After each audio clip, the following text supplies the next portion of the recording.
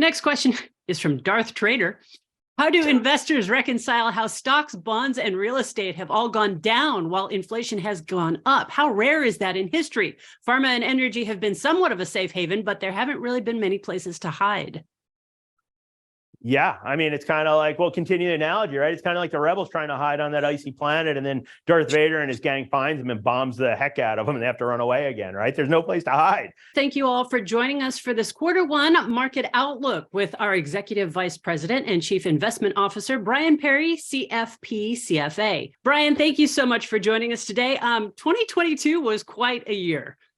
Yeah, what's that old Chinese curse/blessing? May you live in interesting times. We've got it. Here we are. Here we are.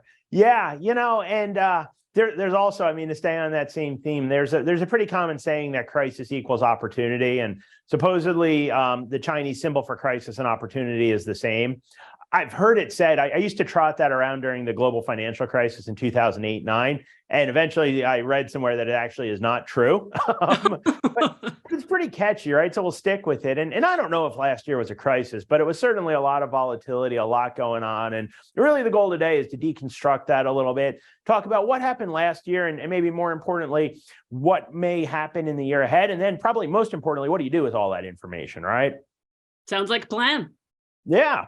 And we broke it down, I figured questions and answers. As you can imagine, we've got several thousand clients, $4.5 billion in assets. We meet with a lot of people and we get a lot of questions, and I kind of filtered them and tried to group them into several categories, which I've put together on this slide deck. But obviously, as questions come in, Andy, feel free to kick them my way. I think you know what's in here, so we can kind of keep it with some flow. But please, people, this is your dime. This is your 45 minutes or an hour. It's hopefully a really good use of your time and to move you closer to your financial goals. And we want you to get as much out of this as possible. So let's dive on in with what's the outlook for the economy? Is there going to be a recession? There's a really common rule of thumb, which is that a recession is 2 consecutive quarters of negative GDP growth. And you'll hear that on TV and in the media, and you'll even hear that from economists and talking heads and people that are in the industry. They'll come out and they'll say, hey, a recession, it's 2 consecutive quarters of negative GDP growth.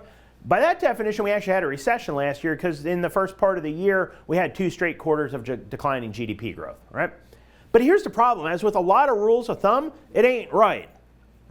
There's all kinds of rules of thumb out there in the financial industry. You're going to spend less in retirement than you did when you were working. I say no to most of that, right? You're going to be in a lower tax bracket in retirement than when you were working. That's usually not true. And it's also not true that 2 consecutive quarters of negative GDP growth qualify as a recession. The way recessions actually are determined is by something called the National Bureau of Economic Research, or NBER for short, right? And they date recessions. They say, hey, it started on October 1st and it ended on, January 20th or something like that. And the way that they define it is it's a meaningful slowdown in broad economic sectors that lasts more than a couple months. And in general, they really look at several large categories of the economy. And you can see them here on this slide. You can see that there's things like non-farm payroll, real personal income, consumer spending, wholesale and retail sales, these really broad measures. And what they look for is a sustained decline in the economy and in these measures.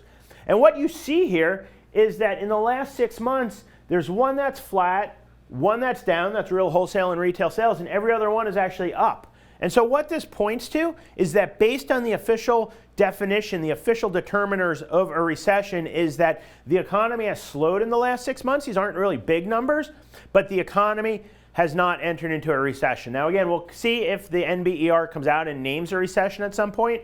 I do think economic growth is slowing. That's the goal of what the Federal Reserve has been doing, is to slow the economy. But there's no guarantee that we either have been in a recession, are in a recession, or will go into a recession. Also, and this is really, really important to remember, stocks are a leading indicator. So even if we do go into a recession, that doesn't mean that stocks automatically fall off a cliff. Stocks historically have led the economy. So the stock market will sell off, then the economy slows down or whatever. So I think that that's really important to keep in mind. But why is the economy slowing down? Why are we worried about a recession? Well, the root cause is inflation. And what happens is that inflation increases. So then the Federal Reserve, which has a dual mandate, their job is to foster full employment and price stability, right? And when you get really high levels of inflation, you don't have price stability. So the Fed comes in, they raise interest rates, and in doing that, they're trying to rein in inflation and slow the economy. So let's talk about inflation. You've all driven your cars, you've been to the food store, you've gone to a restaurant, you've all seen what inflation is. It's the highest in my life. I'm 48 years old. This is the highest inflation I've ever seen. You know, last time we had inflation at these levels, I was in the first grade and I don't remember, right? So the highest inflation we've had for a variety of reasons, right? Part of it is COVID, the shutdowns, and then the reacceleration, reopening of the economy. It's the act of going out and saying, hey, you know, supply chains, things can't get shipped.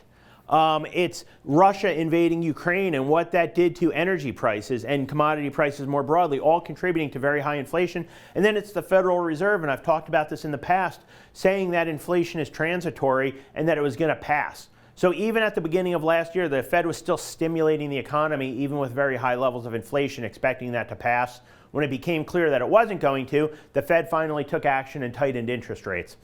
This is a long-term chart of inflation over the last 100 years. A couple takeaways here. One is you can see these various spikes and dips over time. Two is look from here on over. So over the last, call it 50 years or so, 40 years, how much more stable inflation has been, right? Much less in the ways of peaks and valleys as financial controllers, so the Federal Reserve and other central banks have gotten better at monetary policy. You've seen less spikes and drops in inflation. But then, of course, you see the big spike here over the last couple years. And here's a more recent chart over the last 12 months. Inflation peaking at 9.1% as measured by the Consumer Price Index back in June. It's dropped to 7.1% as of November. So we have seen inflation come off its highs. Part of that is due to measurement. When you're measuring year over year, if you're measuring from a very high level, all else being equal, the rate of increase is likely to decline. And part of that is that some of the supply chain issues, some of the shocks to energy prices have worked their way through the economy. My personal view is that inflation has probably peaked. I don't think that we're on the way back up. I do think we're on the way to either stabilizing or heading back down. But I don't think we're going back to where we were a couple years ago at 1 or 2% inflation. I do think inflation's a little bit sticky, although the Fed's doing everything in their power to stamp it out. One other thing is that this is the Consumer Price Index, or CPI.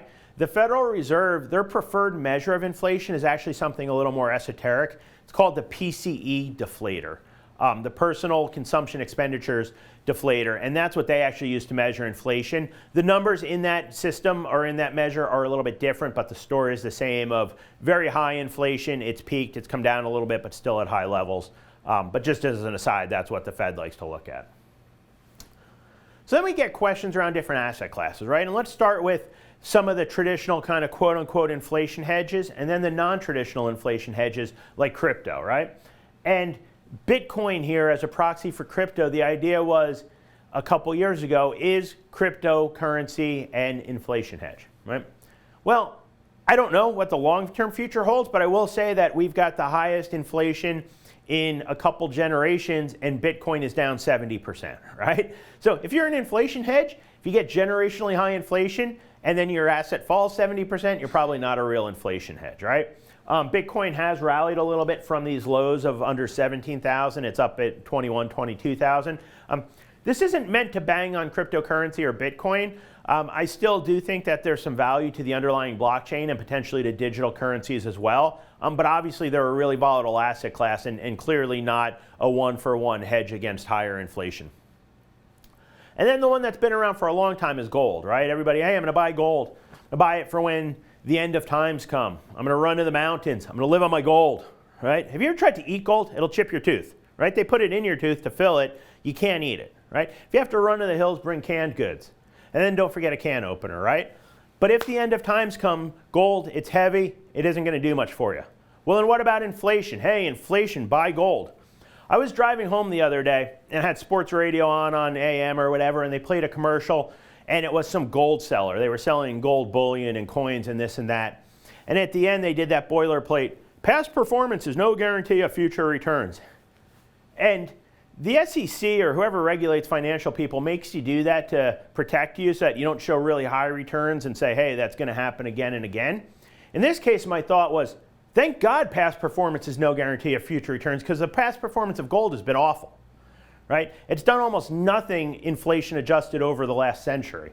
And here it is. You've got inflation at all-time highs in the last 50 years, and you see gold down, down, down, down, down, right? So again, this classic, it's had value for thousands of years.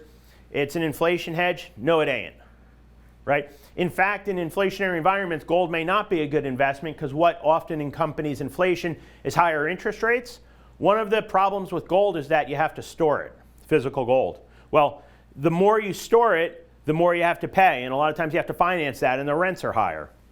Also with gold, it doesn't generate any cash flows, so there's an opportunity cost, and the higher interest rates are, the higher the opportunity cost of holding gold instead of like treasury bills or something like that. So let's talk about stocks. Do we have to?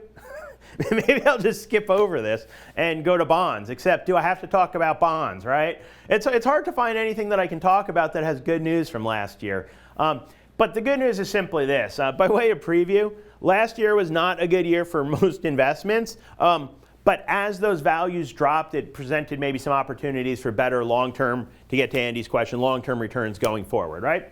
So what about stocks?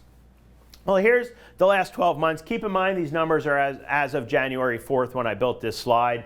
But you can see kind of several legs down. And one thing you'll notice here is not just that stocks measured by the S&P were at one level, and then they were at a much lower level. So down kind of mid-double digits on the year, mid-teens. But also how volatile, right? You fell, you rebounded. You fell, you rebounded. You fell, you rebounded. You fell, you rebounded. So extreme volatility last year in financial markets, which I think in talking to a lot of clients and a lot of the public, unnerved people more than, for instance, 2020 with COVID, where markets fell. I mean, the S&P fell about twice as much in 2020 as it did last year, but it was a very sharp fall straight down and then a sharp rebound straight up, which I think people can stomach oftentimes a little bit better than this ongoing volatility we saw last year. But you've all heard it said 1,000 times, focus on the long term. Don't worry about what happened yesterday, last week, last month, or even last year. What about the long term? So let's bring the lens out a little bit. Let's look at what might have happened over the last decade in stocks. Here's the S&P 500 as of January 4th over the last 10 years. What do you see here? Well, what you see here is a long upward trend. You see COVID, you see another long upward trend, and then you see 2022 and then some volatility, right? But here's the deal. You know, the S&P has gone from below 2,000 to about 4,000, so more than doubled and then some, probably doubled and a half in the last 10 years, despite, let's think about what's happened in the last decade, right? Just in the last several years. You had COVID. For the first time in all of our lives, we were told we couldn't leave the house. We had a global pandemic like we haven't seen since the end of World War I, right? A global pandemic, global economic shutdown, not a slowdown, a shutdown, right?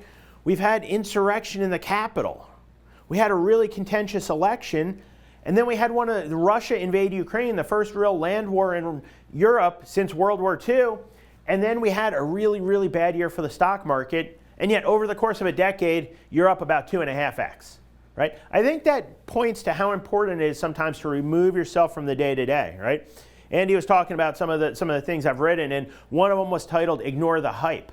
And by that, it's like ignore the hype, ignore the media, ignore all the noise, right? Pull out. Go from looking at this and, oh my God, why would anybody invest if that's what you're seeing, right? That just looks like, I don't know, like you need heartburn medicine or something, right? Pull back the lens a little bit and look at this. Doesn't look so bad, even with the end here not being great. If we pulled it back even further, the picture would look even smoother. Investing is all about probabilities, right? The stock market is up roughly 70% of the years in history. It's up about 52% of the days, right? So on any given day, it's almost a coin flip for whether or not the stock market's going to be up. In any given year, you have about a 7 out of 10 chance of making money, right? As you stretch that time horizon out to 5 years, 10 years, 20 years, the probabilities increase. And all you're trying to do when you invest is find strategies that pay off more often than not and then stick with them. When we talk about stocks, though, it's not just a stock market, it's a market of stocks. And what we see all the time is people that overconcentrate. I work in tech, I'm going to invest in tech. Oh, tech's done the best. You can't go wrong with Tesla. I love those cars. You know what? You could go wrong with Tesla, and people did. It was down 73% last year. The Dow was down 7. Right? Tesla did 10 times worse last year than the Dow Jones Industrial Average. Right? I'm not banging on Tesla. I'm not saying don't own Tesla. I'm just saying when you put all of your money in one investment, in one sector, these are the 7 biggest tech companies last year. On average, they were down by half. Right? How many of you have a portfolio that was down by half last year? How close are you to your financial goals today if you were down by half? Right? We'll talk in a little while about a 60-40 mix or 50-50 diversified portfolio. You're probably down 13 or 14, 15%. That's not good. I've yet to have a client come in and high-five me and say, Brian, I was down 15% last year. Great year. Woo! Right? But it's a heck of a lot better than 50%. 15% you can recover. 50% you're working till you're 105. Right? This is the danger of concentrating. Right? Now, granted, these stocks did great in the years leading up to the pandemic. It caused people to pile into them, but past performance, getting back to gold, past performance is no guarantee of future results, good or bad. Right? This right here is a warning. I wish I could make these numbers flash red, but I'm not that good at PowerPoint. Right? My producer is terrible. If my producer could do a better job, these would be flashing. Thank you, Aaron. What about different kinds of stocks? What about large and small companies, value stocks and growth stocks? So if you look here across the top, these are large companies. Think McDonald's. Across the bottom, these are small companies. And when I say small companies, I don't mean the local taco stand. Large company, McDonald's. Small company, Shake Shack. There's a heck of a lot of Shake Shacks out there, but not as many as McDonald's. Growth companies. Tesla would be a classic growth company. It's selling a lot more cars every year, but you pay a lot for that growth. Value companies are much more boring. Maybe they're not selling something exciting. Maybe it's Johnson & Johnson would be a classic example. It's selling a lot of Q-tips or whatever, right? What you notice is first of all these numbers are negative. Last year was not a good year in the stock market. But what you see is it depended on what kind of stock you owned, what kind of returns you got. Large growth companies were down 29% last year. Large value companies were down 7.5%. Andy, I should have told you to put up a poll. Everybody raise your hands if you'd rather have down 29. Now raise your hands if you'd rather be down 7.5. Right? It's not a trick question. Small companies, value down 14.5. Small growth down 26. What would you rather be down? Right? Different kinds of stocks have different performance. Oh, by the way, when we see somebody, so we offer free financial assessments for folks, and they bring in their taxes, and we go through the tax return, and we can usually identify 2 or 3 things they can do to position themselves to generate more tax-efficient income in retirement. And then we go through their portfolios, their statements, and we say, all right, here's what your portfolio looks like. Here's a few thoughts on how you might get more diversification. Because, right, everybody we talk to, they want to keep their money safe, and they want to generate a paycheck in retirement, and they don't want to run out, right? What do you think we see is that most people are concentrated in a particular kind of stock, in one of these kind of quadrants. Most people are right up here. The average person we see has about 70% of their money up here in these large growth companies. They have about 1% down here in the small value and 2% in the mid value and so on. Right? So last year, those portfolios were concentrated to do a lot worse. Oh, and by the way, not all the time. Again, in the years leading up to the pandemic, the large growth companies did better. So by having diversification, when it's time to generate a paycheck, in the years when large growth does well, you sell some large growth stocks. In the years when large value does the best, you sell some large value. When small companies do the best, you sell small. Right? So you get that opportunity even as you're generating a paycheck, even if you're not contributing to your accounts anymore, even if you're generating income in retirement, you can still sell high. Buy low, sell high. It's one of the #1 rules of finance, right? So if you're retired or if you're looking to generate income, having more choice gives you more options to sell high. The second thing is if you're accumulating, if you're trying to make money, well, over time, which kind of these stocks do you think have the highest return? Do you think it's the large growth or do you think it's the small value? The truth of the matter is it's the small value. Over the last 100 years, the last 90 years, I should say, the small value has outperformed the large growth by about 13x. So if you had $1 and you put it in Small value versus large growth, you would have 13 times more money. Up here, if you invested it all in here, a dollar would have turned into about $600,000, which is really, really good. Down here, it would have turned into about $8 million, which is really, really better. All right, if you take nothing away from this presentation other than this, $8 million is a better number than $600,000 when you're talking about your portfolio. Right? What about the stock market, right? Again, it was volatile. This chart looks at every year. The blue bar is what was the annual performance. Again, you can see about 7 out of 10 years, the market's up. This goes back to 1980, but there's plenty of down years. And then the red dot is what was the low point of the year. What I want you to notice is that not, as far as my eyes can tell, not a single year is the blue bar lower than the red dot. In other words, every single year, stocks fell at some point. 100% of the time, stocks had a decline during the year since 1980. Also, 100% of the time, stocks bounced off of that low and rebounded. They might still have ended down, but they rebounded. Right? Even 2009, stocks fell 38%, but at one point they were down 49. COVID, you were down 34%, you closed up 16. Last year, yes, you were down 19% on the S&P, but at one point you were down 25. Stocks tend to bounce. Right? This is why people like me are always telling investors not to panic. Don't sell out. Don't abandon hope at the bottom. Here's the other reason. When do you think stocks do the best? Is it when news is good or when news is bad? Is it when everybody's happy with the folks in Washington? And that's a trick question, because when is everybody ever happy with the folks in Washington? Right? It's guaranteed half of you hate them, half of you probably feel lukewarm about them. Maybe a couple love them, right? It's not when there's political harmony. The economy is growing just right, not too strong. Everybody's got a job. You know, you ever see a Disney movie and they're always walking and somebody's singing, they're yodeling in the forest and birds are flying around and there's a squirrel on their shoulder? Usually when that's going on, the stock market's about to collapse, right? If life feels like a Disney movie, sell. Here's when things do better, is when times are bad. This chart looks at consumer confidence. How good do people feel in America? And then what were subsequent 12-month returns? So depending on how the public felt, how'd the market do the next year? What you see is that there's 8 peaks when people felt the best, and there's 8 bottoms when people felt the worst. In the year following the 8 peaks, the average return was 4%. In the year following the 8 bottoms, the average return was 25%. Again, 25, 3x more, 6x more, than the peaks, right? Markets do better when people feel bad, right? Why? When things are good, when you're living in that Disney movie, everybody feels good. Everybody's buying. Everybody's already invested. There's nobody left to buy.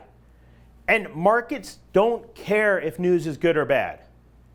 Let me say that again, because it's a really, really, really important point, especially when you look at the world today. The financial markets don't care if news is good or bad. What the financial markets care about is the news better or worse than expectations? The news can be bad, but if it's less bad than it was last month, the market's going to go up. Why do you think stocks have, for the most part, rallied over the last couple months? It's not because the Fed isn't raising interest rates anymore. It's not because inflation's not high. It's not because people aren't worried about the economy. It's because all of those things are less bad than they were 5 months ago or 6 months ago. Markets don't care about good and bad. They care about better and worse. When people already feel really bad, the bar to do better for better news is much lower. Even I could hop over a really low bar, right? The Disney movie, when everybody feels great, now you're talking about some Olympian trying to hurdle over it. That's really hard to do. You can get really good news and it still disappoints, right? We're going to shift to bonds, but before we do, any questions on stocks? Yes, actually, we've got a number of questions that have come in, including we got a whole bunch on inflation. So let's start at the top. How much of a driver has federal government spending had on the rate of inflation and devaluing the US dollar? Yeah, probably not much. to be honest. We get pretty much every webinar we do, we get at least one question on the federal deficit and federal spending. Things like the federal spending are not an issue until they are, kind of thing. They usually reach a crisis or inflection point at some time, and then it becomes an issue. To date, it hasn't really driven markets. The primary drivers of inflation, again, are coming out of COVID, supply chain disruptions, and then supply side spikes from Russia and Ukraine, I think, are the primary drivers, as well as a Fed that was behind the eight ball, much more so than government spending. Obviously, some of the government stimulus packages were sort of like fuel on the fire. I don't think they were the root cause, but some of the spending, not so much early in COVID, but later in COVID, I think contributed to it. As far as the devaluation of the dollar hit the highest level in 35 years last year, so the dollar hasn't been devalued. The dollar, actually, I went to Europe last summer, and the dollar was at par with the euro, which it hadn't been in years. And if you look at the dollar index, it hit the highest levels last year since 1985. So most people around the world, most governments, including the US, and most investors, honestly, would like to see the dollar decline a little bit, soften a little bit. And frankly, for US investors that are globally diversified, it would help performance. So the dollar has been stellar despite maybe perception. Next question is from Darth Trader. How do investors reconcile how stocks, bonds, and real estate have all gone down while inflation has gone up? How rare is that in history? Pharma and energy have been somewhat of a safe haven, but there haven't really been many places to hide. Yeah, I mean, it's kind of like, we'll continue the analogy, right? It's kind of like the rebels trying to hide on that icy planet, and then Darth Vader and his gang finds them and bombs the heck out of them, and they have to run away again, right? There's no place to hide. You can't go to some ice planet and live there. What are you going to do, right? Then they tried hiding in the jungle with the Ewoks, and that didn't work out. They kept coming and coming. All right, enough of the Star Wars analogies, Darth Trader. I mean, I think that, look, is it pretty unusual? Yes. But there's a cause and effect thing. What happens is that in the short term, inflation tends to drive everything down, right? Particularly when it's unexpected inflation. And remember, again, back a year, 18 months, there was debate over whether inflation was transitory or not, and it turned out not to be. When inflation surprises to the upside, especially by a large amount, in the short run, it tends to drive everything down. You saw that in the 1970s and whatnot, as well as obviously last year. So then you see stocks and bonds fall, and real estate as well. As you start to stretch out the time horizon, I think that's where there becomes a little bit of hope, is that, again, markets normalize and prices normalize for inflation, and then companies with good earning power, real estate projects with good cash flows, and even some bonds, as those yields reset, become more attractive investments. But anytime you get a sharp spike in inflation, pretty much nothing's going to do well. Learn something new we did. Brian Perry is a Star Wars fan. Is real estate not a big Star Wars fan? I know enough. I mean, it's hard not to know Star Wars, right? That is true. But plus, again, I have kids. They have lightsabers and stuff. So, next question is real estate a good investment during inflationary times? It depends. Again, it depends on a lot of things.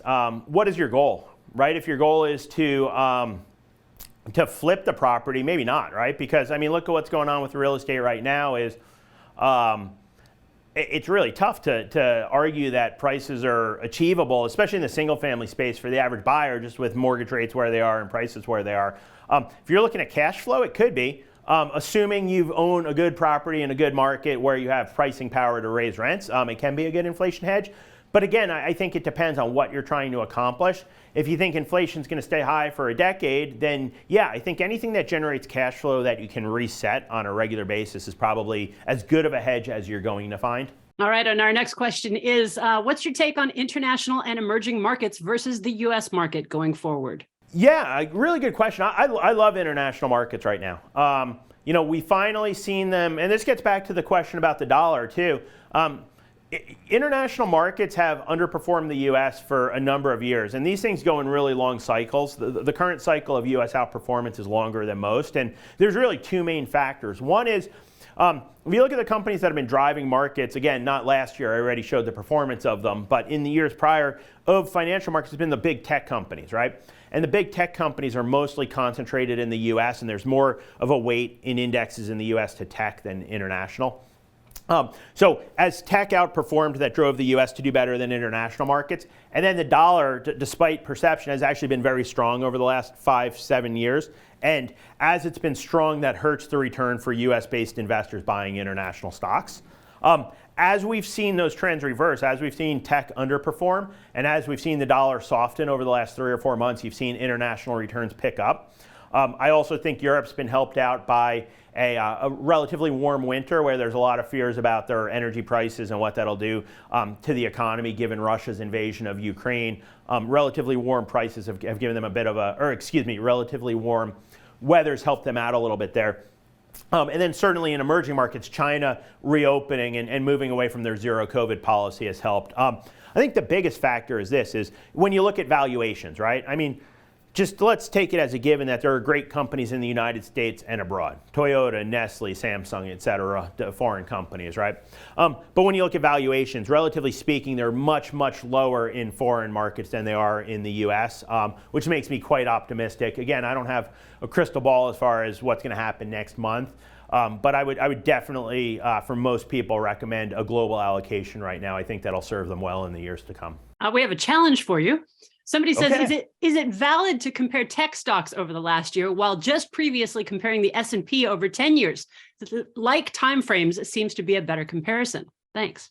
Yeah, no, I think that's a fair question. But I think, let me step back and just re-clarify the point I was trying to make. The point on the S&P was showing the 1 year and then the 10 year, just to say that, hey, you want to invest for the long term and not get too hung up in recent performance. And then, yes, I showed tech performance just for the last 12 months.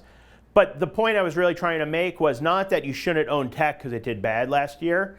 It was more around concentrations in portfolios, right? That if you're going to concentrate and put 70% of your portfolio or 50% in one company or one sector or one market, you need to really be able to withstand substantial volatility because it could go up a bunch, could also go down a bunch, right?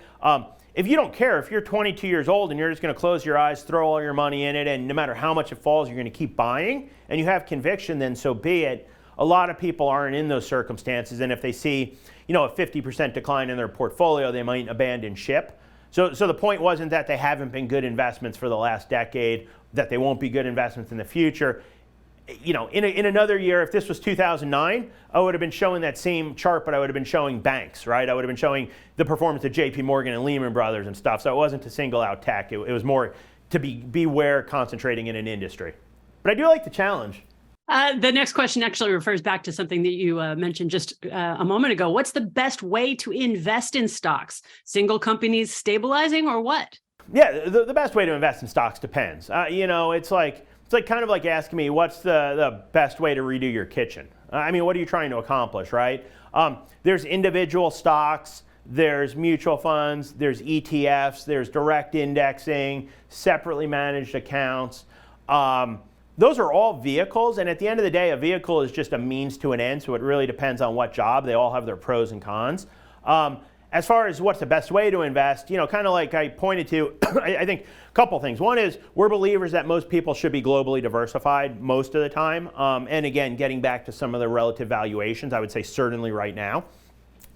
We're big believers that people should have different kinds of stocks. So I showed the big, the small, value growth. I think having those different types of stocks rather than being concentrated just in one sector or one type, both for diversification, but also to take advantage of. It's demonstrated through reams and reams of research around the world that smaller companies, less expensive companies, and companies with higher quality balance sheets produce higher returns over time.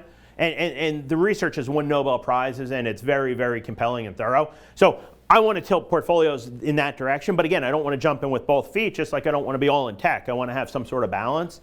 But those would be a couple things. And then as far as vehicle, at the end of the day, it's really what you're comfortable with and what'll accomplish it. But the one thing I'll say, and I think this is one of the biggest mistakes I would throw out to everybody right now, right? Answer this for yourself. Let's take 10 seconds. I want you all to answer this. What rate of return do you require from your portfolio to meet your financial goals? Have you been able to answer that? And if you can't, why not? Because that's the number one determinant of your investing, right? So if you haven't run through your finances, looked at your future income and expenses, what kind of draws you're going to need from your portfolio, what kind of cash flow sources you have, and been able to say, okay, I need to get X return from my portfolio in the coming years to meet my goals. Well, that's where it starts. From there, what kind of stocks and where to invest in bonds and global, everything flows from there. But what return do you need? And again, if you don't know that question, figure it out. If you don't know that answer, figure it out, because that's where it all begins. Come talk to us. We'll talk to you. We'll give you some thoughts on that. But you need to know that, or you're never going to be successful, because you're either not taking enough of a growth stance, which means you're going to run short, right? It's great. Hey, I'm going on vacation. I'm leaving from San Diego. I'm going to Disney World, and you run out of gas in Oklahoma, right? Whoops, right? Or you're going to take too much risk. You're going to be like, oh God, I need to buy more stocks. I need to pile into, come on, I need to do this and that because I need to get 10%. Maybe you only need 5%. And now you're up at night staring at the ceiling. Oh my God, my portfolio is collapsing because you're taking more risk than you need. So you need to know what return is required to get where you want to go. Excellent answer. You're on fire today, Brian. Boom! Drop the mic. I don't have a mic. Next question is, we've got a couple more before we get into bonds. Can you please share any research you may have on long-term returns, say 20 years, comparing dollar cost averaging throughout the year versus front-loading investments at the beginning of each year? Yeah, that is an awesome question. I don't have any kind of slides here. What I can tell you is this. Let's circle back to what I said. Right? Look at this chart, right? Again, what do stocks do most years? The answer is they go up, right? This is going back to 1980. What this means, if stocks go up most years, in any given year, you're better off investing on January 1st if the market's going to be higher on December 31st rather than dripping it in each day or each month or something like that, right? So the math will tell you, I mean, I could cherry pick, right? I could say, hey, well, if I invested in 2007, I'd have been better off dollar cost averaging in instead of putting it all to work. So I could find numbers that would support anything. But the reality is because over time stocks are an upward path, you're going to be better off investing all at once in a lump sum versus dollar cost averaging. That's what the numbers will tell you, all right? But of course, you're not all robots. You're not all C-3PO, right? Going back to that well, right? Perfect. There's emotion involved. And so I think it really depends on what you're trying to accomplish and where you're coming from. If you're moving from one investment portfolio, mix of stocks and bonds, to another, put it all to work at once. You're going like to like. I mean, there's differences. If you just inherited $2 million or got a lump sum of some sort and you put it in, yes, the numbers will tell you that over time you're going to be better off investing today versus dollar cost averaging. But you don't care. If you're one of those times that the market goes like this, now you're scarred for life. You sell at the bottom. You're flagellating yourself. Oh, why was I so dumb? Why did I do that? Right? Maybe dollar cost averaging makes sense at that point. The key, though, is this. Dollar cost averaging only works if you come up with a plan and stick with it. Right? I meet a lot of people. I'm going to dollar cost average. Okay, when are you going to start? Well, I don't know. When things are more certain. Okay, they make one contribution, the market falls 2%, and I don't want to do it next month, right? That doesn't work. You need to come up with a game plan and then actually follow it through, or it's not dollar cost averaging. Yeah. Got a couple more questions that keep coming in. They keep coming. Your thoughts about a strategic asset allocation for an endowment style portfolio in a taxable account needing about a 2% withdrawal for the current holder? I mean, that's pretty Getting pretty specific. I'm going to answer at really high level, and then if you want, let Andy know, and we're happy. We could talk offline because that's pretty specific. When you start talking endowment style portfolio, essentially the connotation is that it's got a more or less infinite time horizon. And so now getting back to the risks you can take, right? If I don't need, and you need a couple percent a year, so you should be able to take a fair amount of risk. It really depends on what you're trying to accomplish, but I would say in that portfolio you can be pretty aggressive if you so choose, and if temperamentally you're comfortable with that. I would want more stocks versus less. I would probably want more small companies, more value companies because they have more expected return. I'd probably want more emerging markets because they have higher expected return. And again, depending on the level of assets, maybe I'm dipping into some alternatives where there's some sort of illiquidity, but I'm getting paid for that illiquidity. I don't need the money because it's permanent capital, so I can surrender a little bit of access to my cash in exchange for hopefully higher returns over time. And I'm going to put a link into the chat right now so that if you do want some more information, you want to talk one-on-one with somebody about your specific needs for your portfolio, you can go ahead and click that link and schedule a meeting so that you can talk about it one-on-one. Got another question for you, another challenge for you, and then we'll get into bonds. How did your portfolio do last year? I was up like 50% or so. Okay, the bond question. With rates having been raised so much in the last years, it seems to me that bonds may do well in the next several years. What are your thoughts? I like that because that's a perfect like tee up the softball so I can go to There you talking go. about bonds. Pitching it right to you. By the way, my portfolio is not up 50%. I was actually, so I don't know exactly like, I'd have to take a closer look, but I did a little better than the S&P just because I'm tilted similar to what we were talking about here. I try to eat what I talk about or what I cook. So I was tilted towards value companies. And because of that, they did, and I was also tilted towards international, and they did better, relatively speaking, than the S&P. So while my portfolio was down on the stock side, it wasn't down quite as much as let's say the S&P. So, all right, let's talk bonds. Let's talk bonds. I'm an old bond geek, right? So let's talk bonds, hence the Star Wars stuff, right? Right. So yeah, rates went up a bunch last year. What does that mean going forward? Right. First of all, let's acknowledge just how bad last year was. This chart is really similar to the one I showed you with stocks. The bar is the annual performance. The red dot is how bad did bonds do during the year. What you'll notice is that almost every year has been positive. There's only been a couple negative years. Look at how much deeper the bar is here in 2022 for bonds than any other year. You dropped 13%. This is for the Barclays aggregate. The previous worst year, you were down 3%. Right? So you're 4 times worse than in any prior year. Peak to trough, the market dropped 17%. This is just it's not a really bad year. It's a historically bad year for bonds. A couple of reasons for that. One is interest rates obviously went up a bunch, like the question asked. But 2 is at the beginning of the year, yields were close to 0. So there was no income. There's 2 components of bond return. One is the price movement. The other is the income. There wasn't any income at the start of the year to offset the bond price movements, leading to just an abomination of a year, if you will. Right? However, here's a key thing, and there's a bunch of numbers on this slide, but not all bonds are created equal, right? So look down here. I want to focus on the column right in the middle. And it says return 2022, and it comes down. Look at the difference at the top here between a 2-year treasury that was down 4% and then a 30-year treasury that was down 33%, right? And this gets back to there's not, just like all stocks aren't created equal, all bonds aren't created equal, right? The less risk you have from an interest rate perspective, the shorter the maturity, the less risk there is in your bond when interest rates rise. And so a 2-year treasury, for instance, didn't do nearly as bad as a 30-year treasury. So one thing to consider is that when you invest in bonds, think about what type of bonds you own, right? How long are you investing, right? Look at this shapes, right? So these are the yield curves. So this is just plotting out in increments, 3 months, 1 year, 2 year, 3 year, 10 year, 30 year. How long is the bond, and then what is the yield? The blue line is the end of December from last year, December 31st, 2022. The gray line is December 31st, 2021. So a couple observations. First of all, interest rates went up a bunch, right? You probably didn't need me to tell you that, but there you go, I'm adding value. The second thing is the gray shading is the range over the last decade. And what you can see is that we're pretty close to the top of the range across the bond spectrum, right? So maybe that says, hey, compared to the rest of the last decade, I can get a lot more yield today than I could have at almost any point since 2012. That's pretty good. I like that, right? The third point I want to make is this, is right now, you see this blue line where short yields are higher than long yields. That's known as an inverted yield curve, and it's relatively unusual.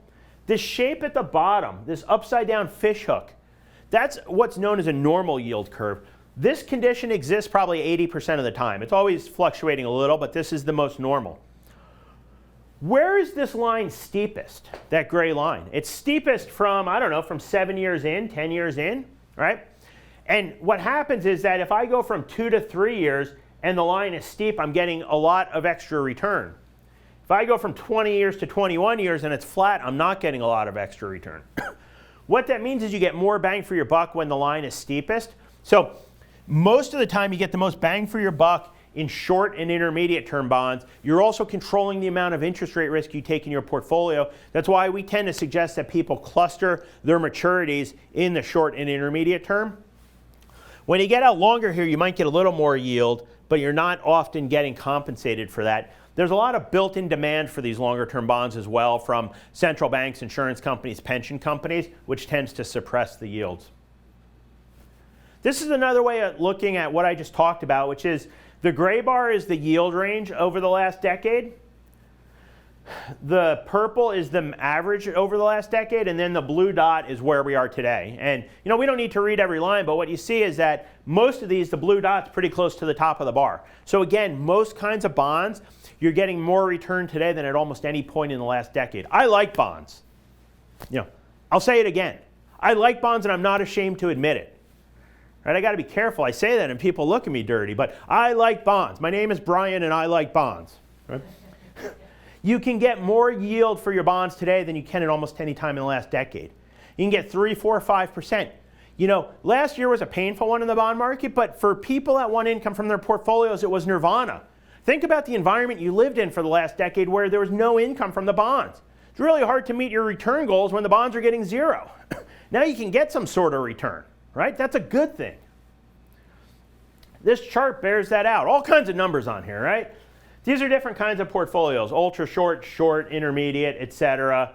Then the duration. So what's the average maturity? How much interest rate risk? The current yield as of when we ran this at the end of the year. And then here's some scenarios. What happens if rates rise 100 basis points, 50 basis points, stay the same, fall, or rise? What you see is, given how much more yield you have from bonds now, even if rates go up 100 basis points, shorter term bond portfolios are still getting positive returns. Rates could go up. You still get 5.5% from short-term bonds, or ultra short, 3% from short-term. And even in longer-term bonds, you're only losing 0.5% or so, right? If rates go up 50 basis points, if rates are unchanged, you get positive returns. If rates go down 1%, you're getting anywhere from mid-single-digit to double-digit returns on bonds, right? That's not a forecast. But the point is, the way bonds are positioned today relative to 12 months ago, there's a lot more income, a lot more return potential. And in most scenarios over the next 12 months, bonds are positioned to provide reasonable returns. Again, my name is Brian. I like bonds. I like international securities. Right? I like diversification. I'd like it if I was popular at cocktail parties, but I say these kind of things and people run away, but it is what it is. So last year, stocks and bonds both had a bad year. And there's been a lot of press. Does a 60-40 portfolio still make sense? Let me caveat this heavily. I'm not saying a 60-40 portfolio is right for everybody. I'm not saying it's right for most people. I'm just using this as an example. It's a relatively common mix. But we have clients that are 100% stocks, clients that are 100% bonds, and everything in between. It's all customized, right? But 60-40 is a common mix. It's kind of a rule of thumb. And so there's all this talk. Does the 60-40 portfolio still make sense? Is it dead? Well, a 60-40 portfolio is not the best approach.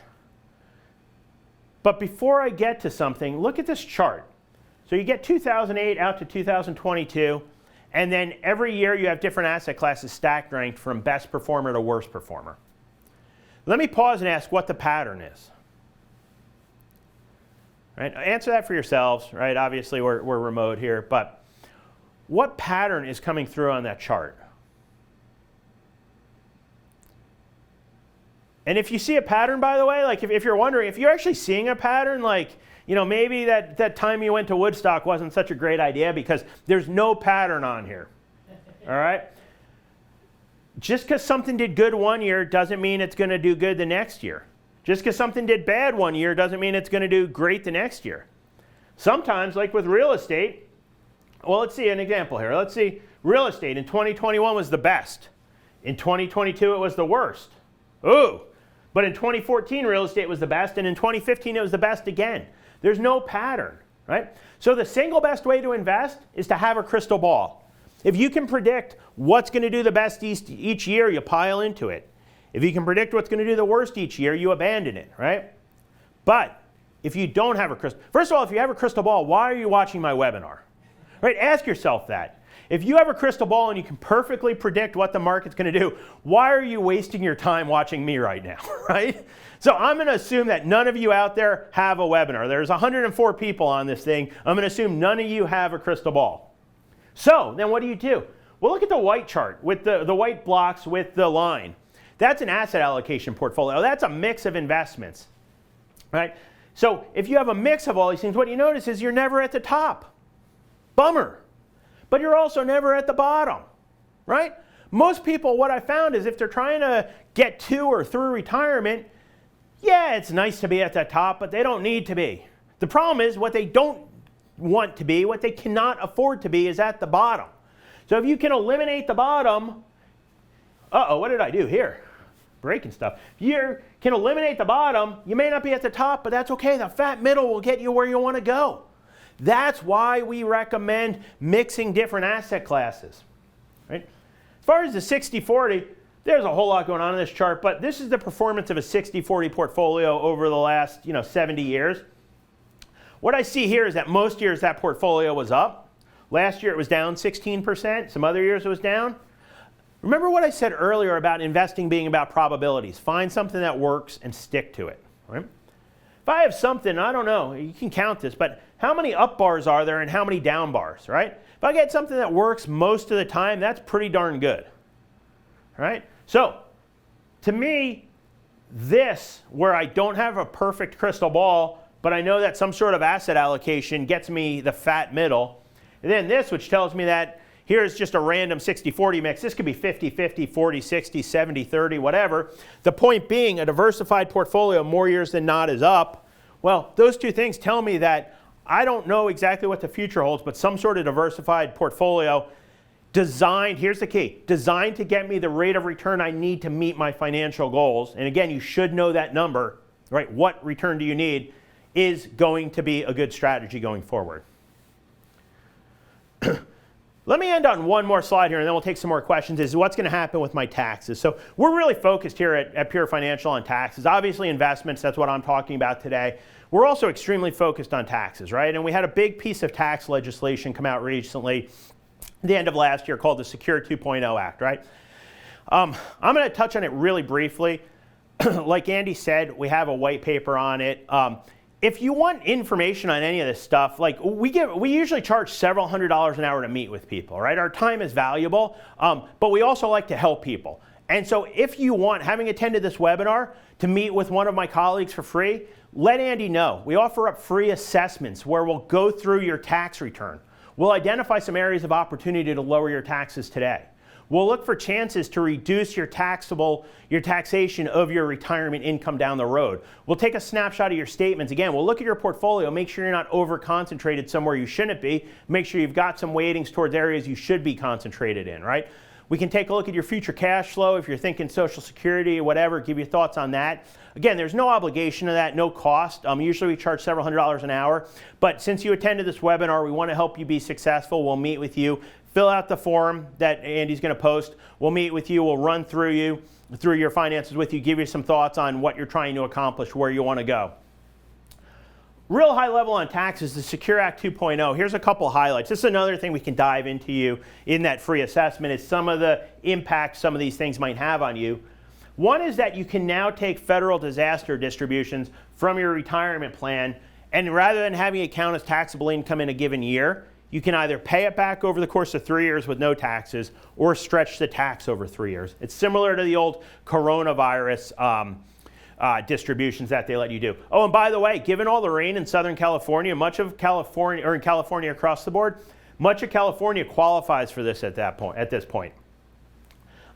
As you might know, there's penalties if you don't take your RMD. That's why future planning for what your RMDs are going to look like, how to build tax diversification, is so important. The penalty's been reduced.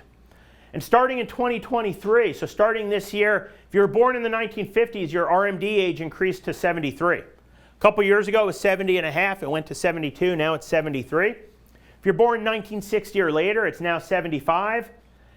Also, qualified charitable distributions. So that's a way, if you're charitable, to put some or all of your RMD towards charity. It's a $100,000 limit. Now it's going to be indexed to inflation. And then starting next year, you're going to be able to, for those of you over age 50, you can put a catch-up provision in your IRAs. That amount that's allowed is going to be increased. There's also going to be a cessation of RMDs from Roth 401k plans, which is a real benefit. And then, and this is important, for those of you saving for college, for education, 529 plans, you always have to be careful about how much you put in there. You don't want to overfund it. You want to pay for college, but not get it locked in there where you can't use it. Well, there's provisions now that some 529 plans can be rolled to Roth IRAs. So that's something to look at as well. So that's just a little bit on taxes, right? At the end of the day, with the goal being to build some tax diversification so that you have money coming in from tax-free, taxable, and tax-deferred sources at different tax levels so that you can control what tax rate you're in retirement. Let's do this. Like we said, if you want a free financial assessment, no cost, no obligation, contact us. We'll set something up with one of my colleagues. We'll take a look at your taxes now and in the future, how you can generate tax-efficient income. How can you build a portfolio without too much risk to generate that income? What kind of cash flow choices do you have? And most importantly of all, right, are you going to run out of money? People are more worried about running out of money than they are of dying. Are you going to run out of money? Do you have enough? And what rate of return do you need from your portfolio to get there? Again, let us know. We're happy to meet with you. What questions do we have? Is there any benefit to holding a 7-year bond ladder versus bond funds if the duration of the fund is shorter than 7 years? Is there a break-even time for deciding what to hold or not, really? Yeah, that's a pretty good question. So in general, you want your bond portfolio to have an average duration or an average maturity less than your time horizon. So if you're like, hey, I need my money in 6 years, you want to have your average maturity less than 6 years. Maybe it should be 3 or 4, right? Because if that happens, even if rates go up, the math says that you'll be better off regardless. In general, bond funds have some advantages over bond ladder. So bond funds get you more diversification. They often internally have lower transaction costs, lower bid-ask spreads than you going out and buying or selling the bonds yourself. You can also, without getting overly complicated, you can roll down the yield curve. I don't want to go into it, but that's an important benefit. So a lot of times, just again, getting back to optimal versus the real world, the bond fund can be better, more optimal. Bond ladders are nice because they're that psychological comfort of knowing what you own, knowing when it matures. A lot of people, even if rates go up and the mark-to-market value of their individual bonds is declining, they don't feel as bad because they know it's going to mature. So it's really, again, they're different tools for different jobs. Either one can be effective. It's really just your personality and what you're trying to accomplish. Okay, I'm going to combine these two into one. How much of your recommendations apply to a retiree in their low to mid 70s? I assume they're different from someone in their 60s or their 40s. And then another question is, what are your suggestions if somebody is hoping to retire in the near future? Yeah, I mean, I don't think it's dependent on age or retirement status. I think it's really, again, it's a function of sort of how much do you spend each year? How much money? And again, this gets back to, this is planning you should do, or talk to us. We'll run through an assessment for you. But how much money do you spend each year, and what's going to be the impact of inflation on that over time? So how much are you going to spend next year, 5 years from now, 25 years from now, right? And then what kind of income sources do you have? Do you have pension, real estate, Social Security? Do you have decisions to make on any of those cash flow sources? If so, what's the right decision? And then what's the shortfall, right? Or what's the surplus, right? And then from there, it's like, okay, if there's a shortfall, do you have enough, right? And how do you generate that income you need from your portfolio tax efficiently? If there's a surplus, okay, well, eventually with retirement accounts, that income's still going to be forced out. So how can you minimize the amount of tax you pay in the future to either spend more for yourself or pass it on to your heirs? Out of that process, you're going to get to your required rate of return, and that's going to talk about what portfolio you should be in. Those things drive that decision. It's not really so much. So the answer is yes, this all applies to somebody at 72 or 65 or 55 or 85, but it's just how it's going to apply is going to depend on those factors much more than what your exact age is or whether you're retired, frankly. Once again, if you did not get a chance to have your question answered, go ahead and click that link that I put in the chat, schedule a free financial assessment. For those that have been asking, yes, this has been recorded. We will be posting that in the next couple of days. So you want to keep an eye on your email so that you'll see when that replay is available in case you missed anything, you wanted to go back and review anything. Brian, thank you so much for taking the time today. This has been a fantastic presentation. Hopefully everybody learned a great deal. And thank you all so much. Appreciate you joining us. We'll see you again soon. Brian, Cool. Thank you all.